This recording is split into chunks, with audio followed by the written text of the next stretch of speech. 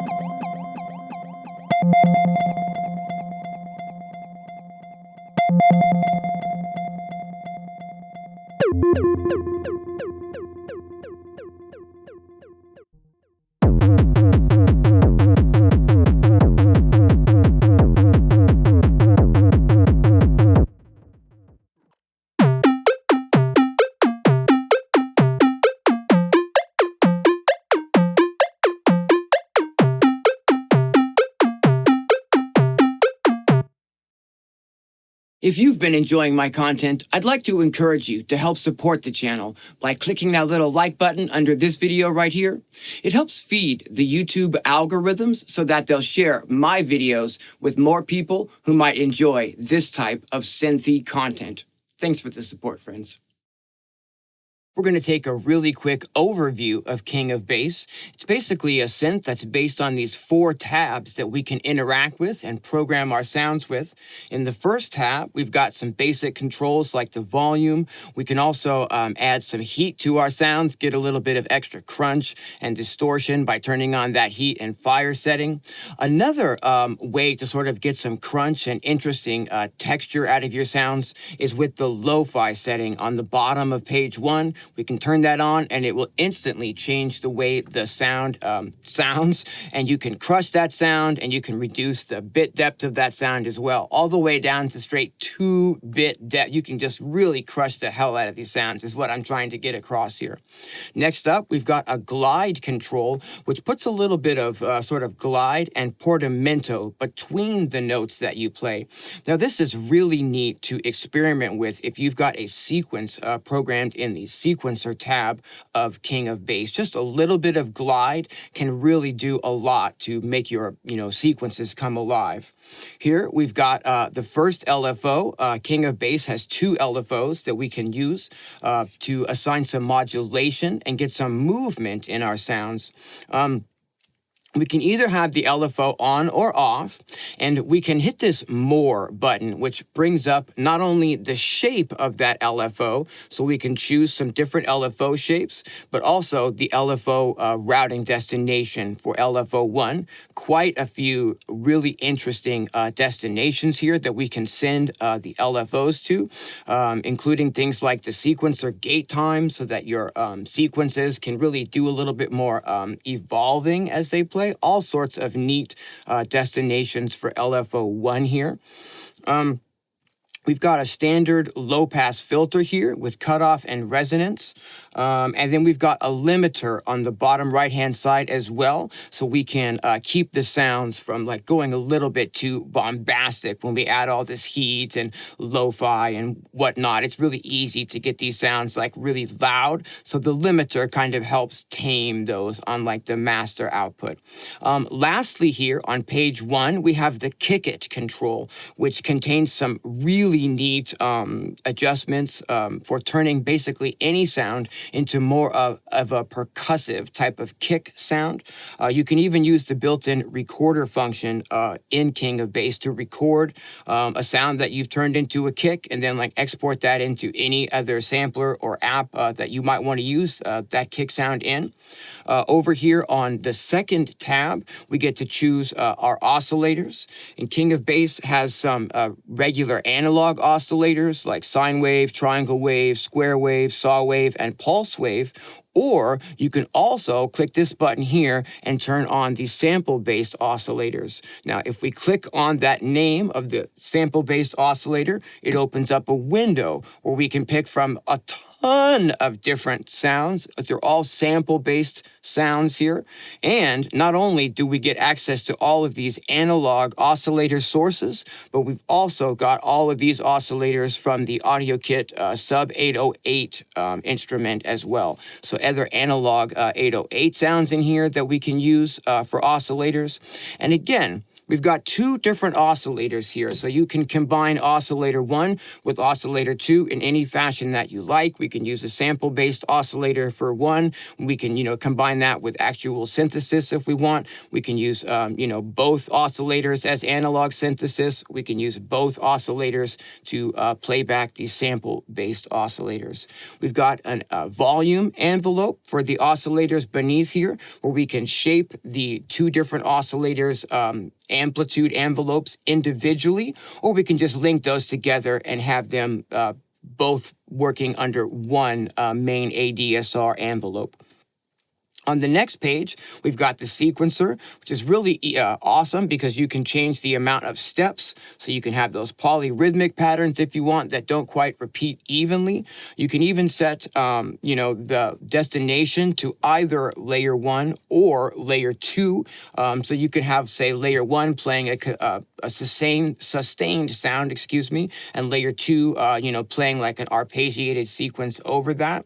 You can even do things like lock the sequence, and it will keep the arpeggiator settings going while you scroll through different presets. So if you like a melodic sequence, but maybe aren't a big fan of the sound itself, you can lock that sequence, and then you can go ahead and just scroll through different presets, and the arpeggio sequence is going to stay the same.